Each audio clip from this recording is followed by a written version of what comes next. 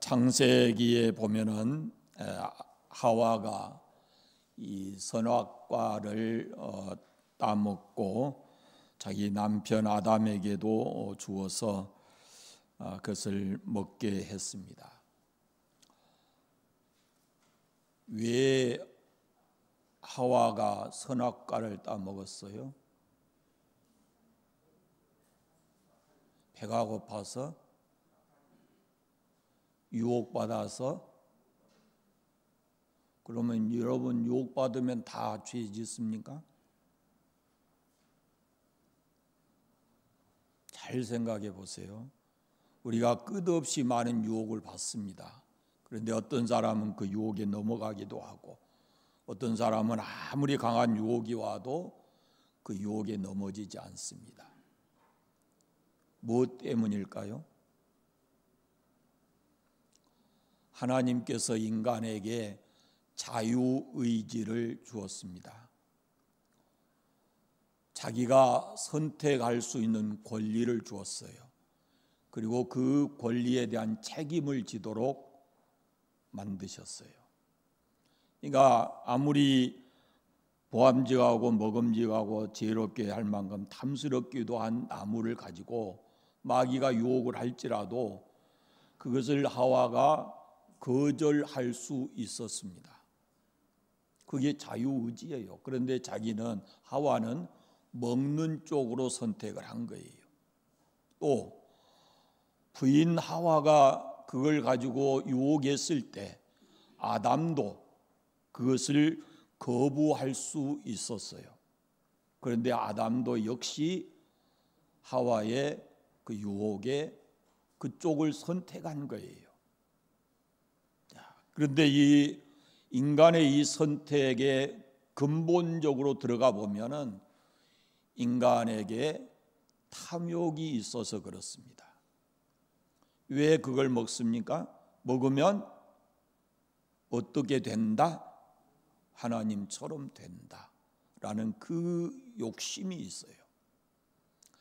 여러분, 그러니 우리가 어떤 일을 만났을 때 무엇을 할 수 있고 안 할 수 있는 이 선택의 과정에서 우리가 기우는 쪽이 어떤 쪽이냐면은 욕심에 관한 부분이에요. 탐욕스러운 쪽으로 기울여요. 그래서 항상 우리가 이런 부분들을 생각해야 합니다. 하나님께서 우리에게 자유의지를 주는 것은 우리를 그만큼 존중하고 우리에게 그만큼 할 수 있는 능력을 주신 거예요. 그런데 우리가 자칫 우리 마음 속에 탐욕스러운 마음을 가지고 잘못 선택해서 그 결과가 우리에게 좋지 않는 경우가 많이 있습니다. 오늘 말씀은 하나님의 명령대로 이스라엘 민족이 여리고성을 이렇게 돌고 마지막에 그 성벽이 무너뜨려졌을 때 정탐꾼들이 약속한 대로 나합과 그 일가를 이렇게 구원하고 그 외의 모든 것들은 성 안에 있는 남녀노소 우양 나귀를 전부 다 칼로 멸하게 그렇게 했어요. 그게 하나님의 뜻이었고 그렇게 함으로써 하나님의 백성들이 순수하게 그 땅에 들어가서 살도록 그렇게 하기 위해서 했습니다. 대승리를 거두었죠. 여리고성 전투에서. 그 다음에 이제 이스라엘이 아이성을 다음 목표로 하고 정탐꾼들을 보냅니다. 그 정탐꾼들을 가서 보고 와서 보고를 하는데 아이성은 작다. 거기 남녀노소 해서 겨우 12,000명 사는 작은 성읍이다라는 보고를 해요. 그러니까 이스라엘이 그때 좀 안일한 마음을 가지고 그들이 결정하기를 소수의 병력으로도 우리가 그들을 이길 수 있다라는 생각을 하고 그렇게 했다가 뜻밖의 엄청난 패배를 경험하게 됩니다. 여호수아가 옷을 찢으며 패배의 원인을 구했을 때 하나님께서 그 이스라엘의 범죄를 지적하십니다. 그래서 아간의 범죄가 드러나게 됐고 아간이 자기의 범죄 사실을 시인하고 자기와 함께 그 소유 모든 것이 돌에 맞고 불태워지고 해서 그곳을 오늘 성경에 보면은 아골골짜기다 이렇게 말씀하고 있어요. 그런 다음에 그 문제가 해결된 다음에 이스라엘이 다시 심기일전에서 두 번째로 아이성을 공격해서 그 성을 함락시키고 전쟁에 승리하게 됩니다. 자, 오늘 말씀해 보시면요, 아간이 취한 물건이 뭐예요? 시날산 아름다운 예투 한 벌. 읽었잖아요. 21절에 봐보세요. 21절에 시날산 아름다운 예투 한 벌, 그 다음에 은 200세겔, 근 50세겔 되는 덩어리 하나, 그겁니다. 근데 보세요, 그 하나님 명령이 있잖아요. 그 다 없애야 된다. 그런데 이것을 보고 아간이 봤어요. 다른 사람도 봤을지 모르겠어요. 그러나 유득이 아간은 그걸 보고 마음이 어땠어요? 탐욕이 생긴 거예요. 탐욕이. 그래서 저 뒤에 그 말씀을 보면은 보고 탐내어 가져갔나이다 그러거든요. 그걸 봤어요. 본 사람들이 더러 있을지 모르겠어요. 그런데 아간의 마음을 사로잡는 게 뭐예요? 탐심이에요. 안 가져갈 수도 있었어요. 근데 그걸 탐심이 나서 그걸 가져갔어요. 그렇게 자기 입으로 고백을 합니다. 아간이 처형된 장소를 가리켜서 아골골짜기 그럽니다. 우리가 부름받아 나서니 몸 어디든지 가오리다. 그 찬송 부를 때 뭐가 나와요? 아골골짝 빈들에도 뭘 가지고? 복음 들고 가오리다. 근데 그 아골골짜기가 어디냐면요, 아골골짜기를 다른 쉬운 말로 하면은 괴로움의 골짜기예요. 괴로움이 있는 곳에, 고통스러운 곳에 내가 이 복음을 전하겠습니다라는 그런 표현이거든요. 근데 요즘에는 괴로운 데는 안 갈라 그럽니다. 괴로운 데 안 갈라 그래요. 우리 노예 안에서요, 부목사 구하려고 하는 데가 여러 군데인데 안 가요. 안 와요. 순천 같은 데 큰 교회도 부목사를 구하는데 사람이 없어서 저 부산서 데리고 왔대. 부산 장신대 다니는 사람들. 호남시 광주 없어요. 금년에 호신대 그 교수님이 제 방에 와서 제한테 와가지고 그런 얘기했어요. 학생들이 없습니다. 학부는 뭐 60명 한 반이라 그러면은 12명인 것 같아요. 신대원도 역시 3분의 1도 숫자가 안 차요. 그런데 목사님, 그 숫자들 중에 40, 50대가 70%입니다. 40대 이하가 없다는 거예요, 거의. 그러니까 이쪽 교회들이 이 호남신학대학을 졸업하는 부목사들을 구할 수가 없어서 경상도, 거기는 아무래도 이쪽보다 도시가 크니까 거기에서 부산장신대를 졸업한 사람을 데려왔다 그러더라고요. 괴로움의 골짜기, 고통스러운 곳에는 이제는 안 가려고 하는 시대가 됐습니다. 전체 인구가 12,000명밖에 되지 않는 아이성 정복 전쟁에 실패한 원인 중에 하나가, 제가 오늘 두 가지 말씀드려요. 실패한 원인 중 두 가지. 그 중에 하나가 뭐냐면 교만해져서 그렇습니다. 여리고 성을 점령하게 되니까 자신감이 생긴 거예요. 그런데 그 여리고 성을 점령하는 것이 자기들의 힘으로 했습니까? 하나님이 주신 방법대로 하나님이 해주신 거잖아요. 그런데 이 사람들이 그 여리고 성을 점령하고 나서 자신감이 생겨서인지 모르지만은 아이성을 점령할 때는 하나님의 뜻을 묻지 않은 거예요. 영적 교만함이 찾아왔어요. 그래서 하나님께 묻지 아니하고 그래서 그 전쟁에 참여했다가 실패한 겁니다. 실패의 원인을 유다 자손에게 이렇게 찾지요. 유다 자손에게서 찾았고, 그리고 범인을 색출하는 과정에서 가장 먼저 뽑힌 지파가 유다 지파고, 유다 지파 속에서도 아간이라는 사람이 이렇게 하나님 명령을 어기고 오늘 말씀 있는 대로 보고 탐내어서 가져갔다라고 고백을 합니다. 어쩌면은 하와의 모습과 다르지 않아요. 봤어요. 보고 어때요? 탐났어요. 그래서 먹었고 한쪽에는 가져갔어요. 이게 이스라엘 민족의 패배의 원인입니다. 첫째가 뭐냐면은 자기의 경험을 바탕으로 하나님을 끝까지 의지하지 않고 하나님의 뜻을 따르지 않고 영적으로 교만해졌다라는 거죠. 패배의 원인을 아간의 범죄 외에도 또 하나가 있습니다. 그것이 영적 교만과 함께 이 사람들에게 또 찾아온 것이 있었어요. 물론 영적 교만에 대해서 좀 말씀드리면 지금 말씀드린 대로 승리에 도취돼서 2,3천 명만 올려보내가지고 아이성 점령을 하려다가 실패했거든요. 그때 여호수아도 그 다음에 백성의 지도자들이라고 말하는 장로들도 아무도 그것에 대해서 의의를 제기하지 않았어요.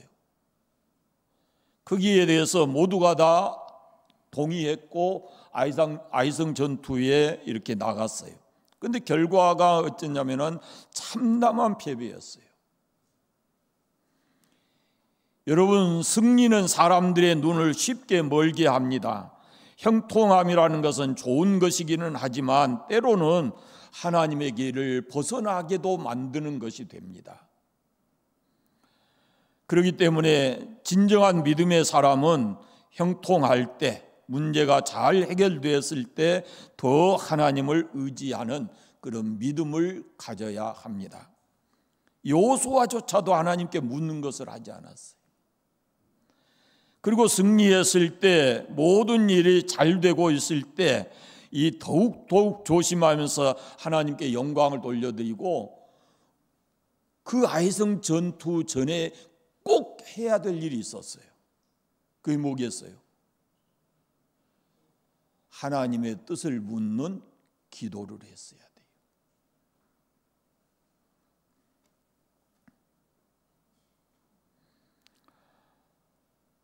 먼저 기도했어야 됩니다. 우리가 일을 시작할 때면은 큰 일이든 작은 일이든 먼저 하나님께 기도하고 그리고 하나님에게 도움을 구하고 그렇게 해야 하는 겁니다. 이게 신앙인의 자세죠. 우리가 하루를 살 때도 마찬가지예요. 시작할 때 하나님께 도움을 구하고 그 하루를 잘 살았으면은 그 은혜에 감사하는 마음을 가지고 그 하루를 마치고 이게 신앙인의 모습 아니겠어요? 아이성에서 패배하고 절망한 다음에 그것을 극복하게 되는데 여호수아가 어떻게 그것을 극복해내는지를 보십시오. 실패했을 때 정탐꾼들 탓하지 않았어요. 우선은 자기가 먼저 뭘 하냐면 자기 옷을 찢어요. 그리고 하나님의 언약궤 앞에 나가서 기도해요. 영적으로 깨어있는 사람들이 뭐냐 그러면은 바로 여호수아 모습에서 찾을 수 있는 거예요. 일이 잘못되었을 때 누구를 탓하지 않고 자기 자신을 돌아보고 하나님 앞에 나가서 회개하고 기도하는 겁니다. 그것이 영적으로 훌륭한 지도자들의 모습이에요. 하나님께서 여호수아를 이렇게 세우시면서 그 원인을 알려주셨어요. 공동체 안에 이런 죄가 있다라는 것을 알려주셨고 아간 한 사람의 죄가 결국은 공동체의 그런 큰 아픔과 실패를 경험하게 했다 그렇게 알려주셨어요.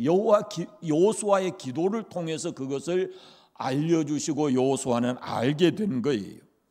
그래서 죄를 철저하게 뿌리를 뽑아요. 그런 후에 여호수아는 다시 하나님께 묻습니다. 하나님께서는 여호수아에게 전투의 구체적인 전략까지도 제시해 주시는데 기도 후에 사람의 방법이 아니고 이제는 사람의 의견을 듣는 것이 아니고 하나님의 방법대로 했더니 아이성 전투에서 승리를 하게 되었습니다. 잘 들으세요. 이 부분이 포인트예요. 오늘 말씀에 포인트 하나가 있어요. 이게 뭐냐면은 기도도 타이밍이 있다는 겁니다. 타이밍이. 기도해야 될 때 그때 해야지요. 그런데 다 이렇게 문제가 생긴 다음에 고통을 다 겪고 그런 다음에 기도하는 것은 그것은 타이밍을 놓친 거예요. 우리가 신앙생활할 때 이 부분을 좀 중요시 여겨야 돼요. 문제 다 만들어 놓고 문제를 통해서 아픔과 고통을 겪고 나서야 그때서야 하나님 앞에 그래도 그것이라도 괜찮죠. 그런데 그거 오기 전에 하나님 앞에 기도해야 된다라는 겁니다. 여호수아가 그 기도의 타이밍을 놓친 거예요. 아이성 전투 시작하기 전에 기도했어야죠. 그런데 다 실패하고 나서 그때에서야 하나님께 기도하고 문제를 해결해 가는 겁니다. 여호수아는 승리의 방법을 터득해 했습니다. 실패의 원인은 하나님께 불순종하고 교만했다라는 것과 기도해야 될 때 기도를 하지 않았다라는 것을 깨닫게 됐어요. 그리고 승리의 원동력은 바로 하나님을 의지하는 믿음에 있다, 기도에 있다라는 것을 그는 다시 깨닫게 된 거예요. 뒤늦게 기도했기 때문에 승리도 그만큼 많은 손실을 입고 뒤늦게서 승리를 경험해요. 그러니까 손실이 없이 실패하지 않고 승리하기 위해서는 기도의 타이밍을 놓치면 안 돼요. 그런데 안타깝습니다. 사람은요, 했던 실수 또 합니다. 아이고, 기도해야지 그러면서 기도 먼저 하고 일을 시작해야지 그러지만 또 살다 보면은 해놓고 실패한 다음에서야 기도하는 때가 있어요. 여호수아라는 사람도 마찬가지예요. 이때 이렇게 엄청난 큰 교훈을 받았잖아요. 경험이 됐잖아요. 그런데 나중에 기브온 사람들과 이렇게 언약을 맺을 때요, 그럴 때 또 한 번 기도의 타이밍을 놓쳐요. 기도하고 했어야 되는데 기도하지 않고 했다가 끝내 그 기브온 사람들 때문에 고통을 겪습니다. 이게 여호수아서를 우리 읽어가 보면 나오는 것이에요. 그러므로 우리는 쉬지 말고 기도해야 합니다. 기도를 쉬면 쉴수록 우리가 그만큼 영적으로 육적으로 손실을 입게 되고 승리의 경험도 뒤늦게서 할 수 있다라는 것을 잊지 마시고, 하루를 시작할 때 기도하시고 어떤 일을 시작할 때 기도하시고, 그렇게 기도가 먼저임을 깨닫고 그 말씀대로 하시기를 바라고, 하나님께서 함께하지 않으면 우리가 큰 일이든 작은 일이든 자기 경험과 지식을 가지고 성공할 수 있을지는 몰라도 더 많은 것들을 실패하고 손실을 입게 된다라는 것을 잊지 않으시고 여러분들이 늘 하나님께 구하시기를 바랍니다. 오늘 말씀이 두 가지의 핵심이요. 첫째는 승리했을 때 영적으로 교만하면 안 된다라는 것과, 또 하나는 기도해야 되는데 기도도 타이밍이 있다라는 것을 여러분들이 잊지 않으시면 좋겠습니다. 미리 엎드려서 기도하고 했더라면은 충분히 여리고 성도 무너뜨려 주셨는데, 하나님께 먼저 기도하고 했더라면은 그깟 아이성은 쉽게 정복할 수 있었을 거예요. 그런데 생각과 밖에 너무 큰 손실을 입고 그때서야 하나님 앞에 기도하고 그렇게 해서 나중에 승리하게 됐지만은 얼마나 안타깝습니까? 거기 전쟁에, 그 아이성 전쟁에 참여한 사람들이 누군 줄 아십니까?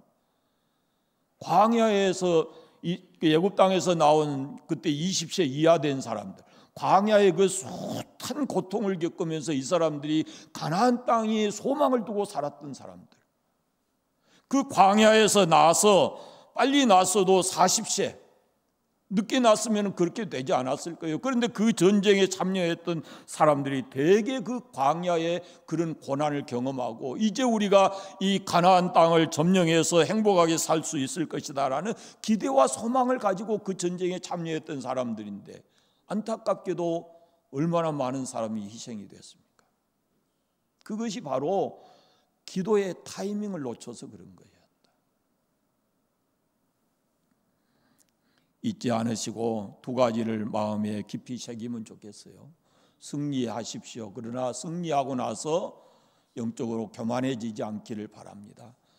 우리가 어떤 일이 있어도 먼저 기도해야 되는데 기도의 타이밍을 놓치지 않기를 바랍니다. 한 가지만 소개하고 마치겠습니다. 플로이드 맥크랑이라는 분이 쓴 하나님과 친밀감이라는 책에 이런 내용이 있습니다. 그가 이런 얘기를 합니다. 첫째, 5제까지 있는데, 첫째, 열린 마음으로 기도하되 자신의 어떤 죄도 숨기지 마라. 하나님 앞에서 숨겨서 숨겨지는 게 아니거든요. 그리고 하나님 앞에 기도할 때는 진실한 마음으로 회개해라. 그렇지 않으면 하나님과 절대 친밀해질 수가 없다는 얘기예요. 자기 속 다 감춰놓고는 하나님 앞에 나아가도 하나님과 친밀해질 수가 없다는 거예요. 그러니까 마음을 솔직하게 드러내서 회개하라라고 하는 겁니다. 죄에 대해서는 또 사람에게도 정직해야 된다라고 얘기해요. 그리고는 사람을 자기의 기도의 동역자로 만들어야 된다라고 얘기를 합니다. 네 번째가 뭐냐면은 날마다 하나님의 말씀을 묵상하라 라는 것이고, 마지막 5번째가 날마다 자기 자신을 다스리라, 절제하라. 이것이 이 맥크랑이라는 사람이 하나님과 친밀하게 되는 방법에 대해서 우리에게 말씀해 주는 거예요. 제가 마지막 이것을 소개하는 것은 여러분들의 삶이 세상과 가까워지지 않고 하나님과 좀 더 긴밀하게 친밀해질 수 있기를 바라요. 그래서 진정으로 하나님과 우리 사이를 갈라놓는 것은 바로 이 죄다라는 것을 잊지 않으시고 늘 하나님 앞에서 경건하게 말씀 묵상하면서 기도하고 그렇게 하루하루 살아가시기를 바랍니다. 기도하겠습니다. 감사합니다. 하나님 아버지, 이렇게 오늘 또 오후 시간까지 주님 앞에 나와서 함께 말씀 나누게 하시니 감사합니다. 하나님 아버지, 우리가 이 땅에 사는 날 동안 많은 영적 경험과 또 하나님이 주신 은혜와 승리를 삶을 살아가는데 결코 어떤 한순간이라도 교만하지 않게 해주시기를 원하옵고 기도합니다. 아버지 하나님, 다른 사람 한 사람 한 사람 존중히 여길 수 있도록 은혜 베풀어 주시고, 아버지 모든 사람들이 함께 하나님의 은혜 안에서 이렇게 성숙해 가는 신앙의 삶이 되게 해주시기를 간절히 원하옵고 기도합니다. 아버지, 우리에게 이 기도할 수 있는 놀라운 은혜와 복을 주셨는데 우리가 쉬이 놓치고 살아가고 있습니다. 하나님, 기도할 수 있도록 은혜 베풀어 주시고, 특별히 또 오늘 말씀을 통해서 보듯이 기도의 타이밍을 놓치지 않도록 하나님께서 우리를 붙들어 주시기를 원합니다. 무엇을 하든지 어디에 가든지 또 하루하루 살아가면서 늘 기도하고 하루를 살고 기도하고 일하고 기도하고 사람 만날 수 있는 저희들 되게 하여 주시옵소서. 우리의 모든 삶을 성령 하나님께서 다스려 주시기를 간절히 원하옵고 예수님 이름으로 기도드립니다. 아멘.